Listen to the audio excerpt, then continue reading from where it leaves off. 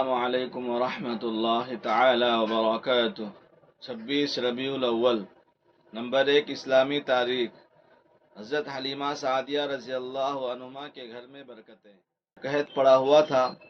قبیلہ بنو سعد کی عورتیں بچے پرورش کے لیے مکہ مکرمہ آتی تھیں۔ انہی میں سے حلیمہ سعدیہ بھی اپنے شوہر حارث بن عبدالعزہ کے ساتھ دبلی پتلی سواری پر آئی تھی۔ تقریباً ساری عورتیں مکہ کے مالدار گھرانوں کے بچے لے کر جا چکی تھی۔ صرف حضرت حلیمہ ہی کو کوئی بچہ نہیں ملا تھا۔ ان کو معلوم ہوا کہ عبد المطلب کا پوتا محمد بن عبداللہ ابھی موجود ہے مگر یتیم ہے، اور ساری عورتوں نے ان کی یتیمی کو دیکھ کر چھوڑ دیا کہ جب ان کے والد ہی زندہ نہیں تو پھر اجرت ملنے کی امید نہیں۔ حضرت حلیمہ حیران تھی، خالی ہاتھ واپس ہونے کی ہمت نہیں تھی، اور ادھر ان کی یتیمی کا خیال تھا۔ بالآخر انہوں نے شوہر سے مشورہ کرنے کے بعد آپ صلی اللہ علیہ وسلم کو پرورش کے لیے قبول کر لیا۔ اسی وقت سے ان کی آنکھیں آپ صلی اللہ علیہ وسلم کی وجہ سے بے پناہ برکتوں کا مشاہدہ کرنے لگی۔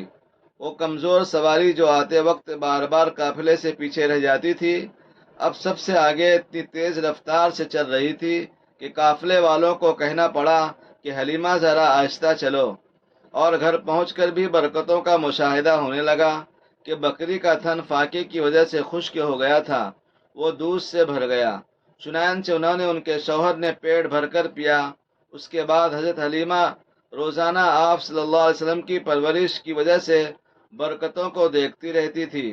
سخت قحط سالی کے اس دور میں بھی ان کے گھر میں اتنی خوشحالی تھی کہ قبیلے والے حیران تھے، اور ہر شخص اپنے چرواہے کو یہ تاکید کرتا کہ اسی جنگل میں اپنے جانوروں کو بھی چرواؤ جہاں حلیمہ کی بکریاں چرتی ہیں۔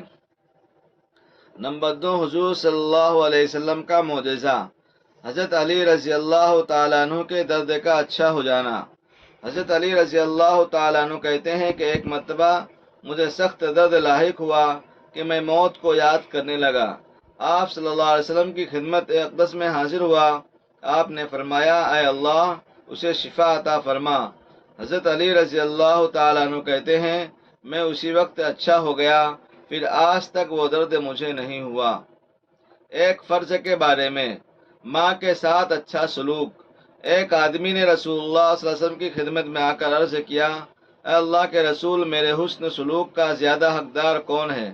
فرمایا تیری ماں۔ پھر عرض کیا اس کے بعد کون ہے؟ فرمایا تیری ماں۔ پھر عرض کیا کہ اس کے بعد کون ہے؟ فرمایا تیری ماں۔ پھر عرض کیا کہ اس کے بعد کون؟ پھر فرمایا تیرا باپ۔ نمبر 4، ایک سنت کے بارے میں، قبر میں نور کی دعا۔ جو شخص چاہے کہ اس کی قبر میں نور ہو تو یہ دعا پڑھا کرے، اللہم اجعل نورا فی قبری، اے اللہ میری قبر میں نور پیدا فرما۔ نمبر 5، ایک اہم عمل کی فضیلت، خالہ کی خدمت کرنا۔ رسول اللہ صلی اللہ علیہ وسلم کے پاس ایک آدمی آ کر کہنے لگا، یا رسول اللہ مجھ سے بہت بڑا گناہ ہو گیا ہے، توبہ کا کوئی راستہ ہے؟ تو رسول اللہ صلی اللہ علیہ وسلم نے فرمایا، کیا تمہاری والدہ زندہ ہے؟ تو اس نے کہا نہیں۔ رسول اللہ صلی اللہ علیہ وسلم نے فرمایا، کیا تمہاری کوئی خالہ ہے؟ اس نے کہا ہاں۔ تو رسول اللہ صلی اللہ علیہ وسلم نے فرمایا، ان کی اطاعت اور ان کی خدمت کرو۔ نمبر 6، گناہ کے بارے میں، دنیا کمانے کی نیت سے دین پر چلنا۔ قرآن میں اللہ تعالیٰ فرماتا ہے، لوگوں میں کوئی ایسا بھی ہے جو کنارے پر کھڑے ہو کر اللہ کی عبادت کرتا ہے، پھر اگر اس کو دنیاوی نفع پہنچ جایا تو اس کی وجہ سے دین پر ٹھہرا رہا، اور اگر اس کو کوئی آزمائش آ گئی تو اپنے منہ کے بل الٹے دین سے پھر گیا، یعنی دنیا آخرت دونوں کو کھو بیٹھا، پھر یہ دونوں جہاں کا کھلا ہوا نقصان ہے۔ نمبر 7، دنیا کے بارے میں، دنیا کو بہتر سمجھنا۔ قرآن میں اللہ تعالیٰ فرماتا ہے، منکرو تم لوگ دنیا کو آخرت پر ترجیح دیتے ہو، حالانکہ آخرت دنیا کے مقابلے میں زیادہ بہتر اور باقی رہنے والی ہے۔ نمبر 8، آخرت کے بارے میں، اللہ تعالیٰ ہر شخص سے بات کریں گے۔